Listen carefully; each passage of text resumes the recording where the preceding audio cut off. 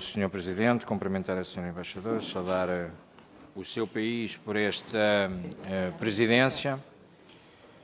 Nós estamos numa fase, e a interpretação que o Partido Chega faz da fase em que vivemos na família europeia é algo complexa e até controversa em relação àquilo que eram os valores originários da Constituição da União Europeia. Quando olhamos para aquilo que será ou não uma necessidade da revisão dos tratados, temos assistido ultimamente a uma Europa que cada vez mais se vai intrometendo dentro da autodeterminação e da soberania dos próprios povos. E a primeira pergunta que lhe queria deixar, e sei que com a sua simpatia saberá desenvencilhar-se dela, certamente, eu sei que é um pouco provocatória, mas imaginando que acontece aquilo que eu quero que aconteça, que é no próximo dia 23 em Espanha, Espanha vira à direita, e que Santiago Abascal fará parte do governo de Espanha. Como é que imaginava acontecer aquilo que tem imposto, por exemplo, à Hungria, de considerar que poderá perder a presidência no segundo semestre de 2024? Imaginava a determinada altura Espanha ficar com a sua presidência adiada, ou olhar para a Itália com Meloni e dizer que não pode presidir, ou para a França, que mais tarde ou mais cedo a senhora Marine Le Pen poderá ser presidente, ou olhar para a Áustria e ver que a direita também está a galopar e possivelmente irá liderar o governo? Ou seja, não acha que existe uma intromissão desta forma indireta de colocar os países à parte, porque a determinada altura os seus povos determinaram que os seus representantes são aqueles? E a pergunta é clara, é como é que imagina que a presidência de Espanha ficaria, ou como é que os espanhóis ficariam se perdessem a sua presidência só porque o Vox e Santiago Abascal fariam parte do governo? Depois, muito se tem falado da questão da insustentabilidade demográfica, e a insustentabilidade demográfica vai dando imenso jeito para, do lado de cá do Mediterrâneo, abandarmos uma bandeira com as estrelas e dizer que é a terra prometida e garantir a todos os que venham de lá, que venham para cá, para esta terra prometida, sabendo nós, na Europa, que o que estamos a fazer é mentir, porque não temos condições para receber toda a gente, transformando o Mediterrâneo no caos atual que é, por culpa clara da Europa que vai garantindo esta venham. E nós olhamos para a Espanha e percebemos que o vosso país é dos que muito sofre, nomeadamente no Porto de Ceuta, com esta entrada. Considera ou não, ponto número 1, que estamos com a permissão de entrada na Europa sem qualquer controle e com o princípio da terra prometida, a violar o acordo de espaço Schengen, ao permitir que todos entrem da forma como estão a entrar, e segundo, se estamos ou não estamos a criar um problema sobre o chapéu da insustentabilidade demográfica, garantir que todos possam estar presentes. Queria-lhe deixar mais duas perguntas muito rápidas. Primeiro, qual o posicionamento em relação ao chumbo que foi feito à entrada no espaço Schengen por parte da Roménia? Se é para manter, se não é para manter, se a Roménia está excluída, mesmo a Roménia tendo ajudado os refugiados ucranianos, da maneira como ajudou, por todos que recebemos nos nossos países, mas em Portugal nós recebemos 55 mil, 58 mil, são milhões na Roménia.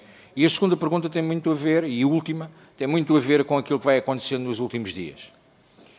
Nos últimos dias nós assistimos a uma pressão de chantagem por parte da Turquia que coloca claramente a União Europeia em maus lençóis, porque diz, nós aceitamos a entrada na NATO se nós entrarmos na União Europeia. O eterno candidato, que ninguém o quer, porque tem fronteiras com a Síria, com o Iraque, com o Irão, e que pode ser um problema grave a nível de demografia na Europa, qual o papel que tem Espanha e a presidência espanhola, ou que terá, dentro, obviamente, das informações que tem, em relação a este eterno candidato que ninguém quer, mas continua a bater à porta a fazer-se de convidado constantemente, que é a Turquia, que mais que não seja pela cultura que não é idêntica sequer, nem semelhante à nossa, passaria a ser o principal exército da União Europeia no dia a seguir após a sua entrada. Obrigado.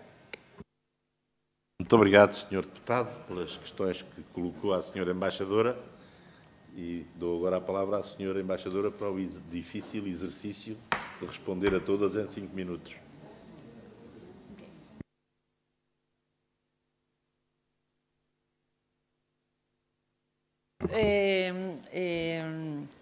porque naturalmente que é moito importante debatir, é moito importante refletir e, sobre todo, someter a revisão as convicciones propias, porque nunca... Bien, as preguntas que o señor deputado ten feito son moito pertinentes, naturalmente son preguntas moito actuales e son preguntas basicamente que forman parte dos programas políticos dos partidos, como o caso de Chega, están a adquirir maior relevancia na escena política nacional. O cual quere dicir que, naturalmente, están tamén na mente das persoas. Vamos a ver. Creo a primeira tenía que ver con a migración, non é así? No, perdón. Si Chega llega ao gobierno. Perdón, si Vox llega ao gobierno. Si sería admitido. Acho que é unha pregunta que máis bien ten que ser unha pregunta retórica no ámbito de suscitar unha... Non estamos a falar neste momento das políticas nacionales, sino do cual é a contribución, o papel dos Estados membros na construción europea. E, por tanto, acho que non é precisamente o punto relevante del debate de hoxe. Dicho eso, podemos falar en outro momento. Bien, relativamente a inmigración y si es una tierra prometida. Bien, non vou a descubrir nada nuevo. O señor diputado ya coñece.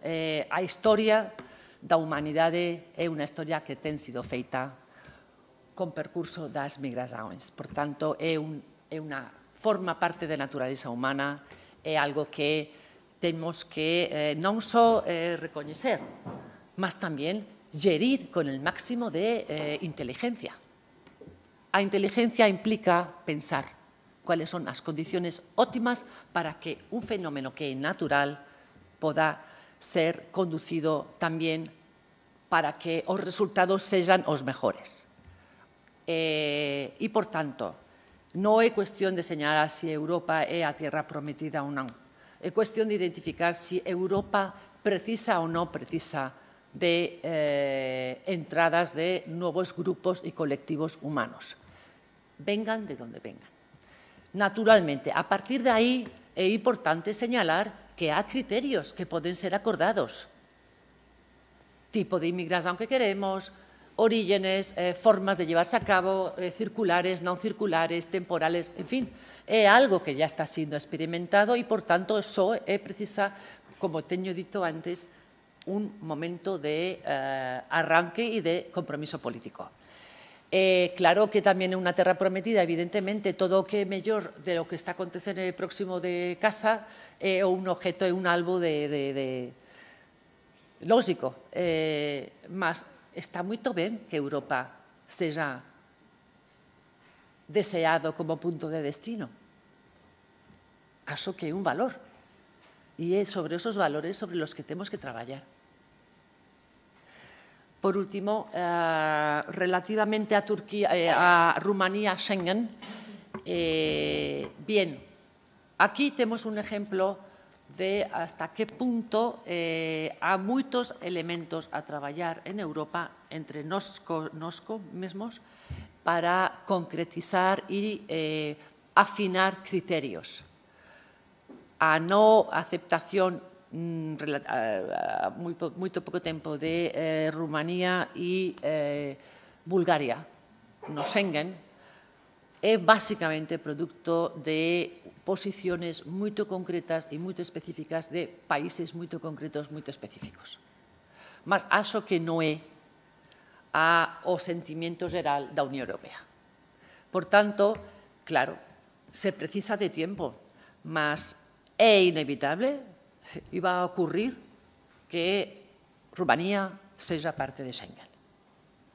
Más unha vez, senón, non chegaría, confrontaríamos un grande fracaso. Non é así? Bien. E isto nos lleva ao tema de Turquía. Podemos entroncar con a Turquía. O señor diputado está a dizer que hoxe en día ninguén quere a Turquía en Europa ou na Unión Europea. Hoxe en día. Hace 20 anos, Turquía era considerada como un candidato potencial razonable. O que aconteceu é que esos pasos nunca tiveron lugar, por unas razones u outras. Há moitas persoas en Europa e moitos líderes en Europa que, te han dicho, hemos llegado tarde. Europa ha llegado tarde a Turquía. Y, claro, ese é un análisis que temos que facer, porque temos perdido, quizás, no digo a adhesión de Turquía como Estado miembro da Unión Europea, pero así a creación de mecanismos que hubieran posibilitado ter a Turquía máis perto do que hoxe está. Estos mecanismos son acuerdos de asociación que nunca tivemos explorado. E, por tanto, sí, é unha cuestión pendiente.